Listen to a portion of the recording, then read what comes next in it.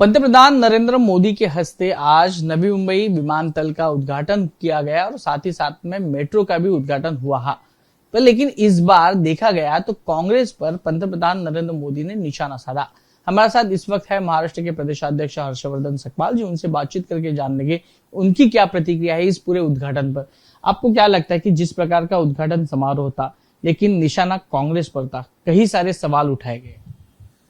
जो व्यक्ति तीसरी बार देश का पंतप्रधान बनते हैं, 11 साल अपने पूरे करने के पश्चात यदि आज भी उनको कांग्रेस को कोसे बिना रहा नहीं जाता तो बस मैं उनके प्रति दया व्यक्त कर सकता हूँ। आपके पास क्लियर मैंडेट है और तीसरी बार होने के बावजूद भी अब नेहरू जी ने क्या किया था, वहाँ मनमोहन सिंह जी ने क्या किया था, इसी में आप घिरे हुए हो, तो बात जाहिर सी है कि उनके पास खुद का कहने के लिए कुछ नहीं है और इसीलिए वो आए दिन कांग्रेस को कोसते रहते हैं।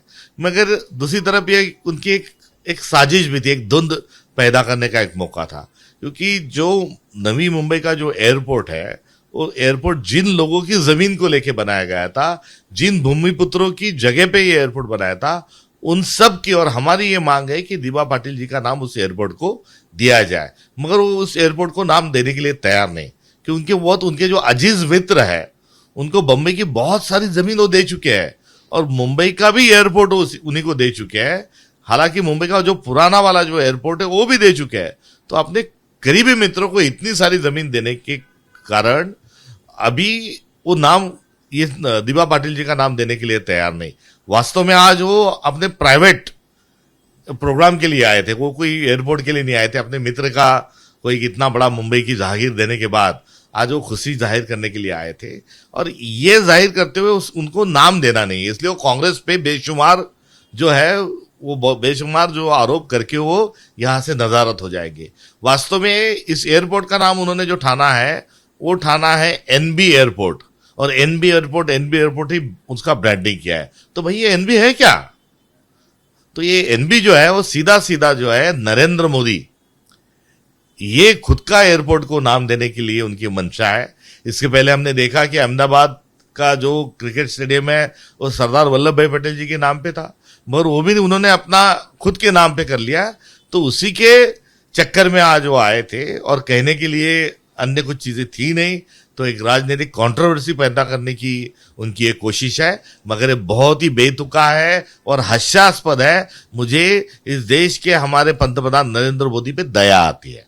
बात यह है कि उन्होंने कहा कि 26/11 हमले को लेकर कांग्रेस की जो भूमिका है वो संशयास्पद रही है। किसके दबाव में आकर आपने पाकिस्तान पर हमला नहीं किया? क्या हुआ था? आतंकवाद को लेकर आप इतने बैकफुट पर क्यों रहे थे? कई सारे सवाल पैदा किए। कांग्रेस ने अपने कार्यकाल में एक पाकिस्तान के 2 पाकिस्तान को निर्माण करना, तमाम लड़ाइयों को बहुत अच्छे तरीके से लड़ना, ये काम कांग्रेस पार्टी ने किया है। और उस वक्त भी 26/11 के आतंकी हमले के पश्चात पाकिस्तान को विश्व के सारे लोगों के साथ मिलकर जो कॉर्नर किया था और ये आतंकी देश है, इस प्रकार से जो पाकिस्तान की सारी गतिविधियां रोकने का काम कांग्रेस ने किया था, उसके तिनका भर भी काम नरेंद्र मोदी जी को इतने बड़े हमले होने के बाद वो कर नहीं पाए। आज हम विश्व में अकेले कहीं ना कहीं जो नजर आते हैं, ऐसे स्थिति में कांग्रेस को कोसना ये हमारे देश के पंतप्रधान को शोभा दे देता। वास्तव में 26/11 के हमले के सारे पूरा उनका जो प्लानिंग था, पूरी जो साजिश थी, वो साजिश का पर्दाफाश कांग्रेस ने किया था। उसके जो आरोपी है वो कसाब को पकड़ के सारा इंटेलिजेंस सारा उससे निकालते हुए उस कसाब को फांसी भी कांग्रेस ने दी थी और उसमें जो लिप्त जो लोग थे, उस षड्यंत्र के जो भागीदार थे, उनको अंतर्राष्ट्रीय स्तर पर भी उनको एक रेड कॉर्नर नोटिस देने का भी कांग्रेस ने किया था। तो कौन आए थे, कहाँ आए थे, कैसे जहाज में आए, कैसे पकड़ा गया, ये सारा जो है, ये सारा जो तहकीकात है कांग्रेस ने की और उसमें कड़ी से कड़ी सजा भी कांग्रेस ने दी। मगर अब नरेंद्र मोदी जी खुद के गिरेबान में झांक ले कि पुलवामा से 350 किलो का आरडीएक्स कहां से आया, इस बात का जवाब उनके पास नहीं है।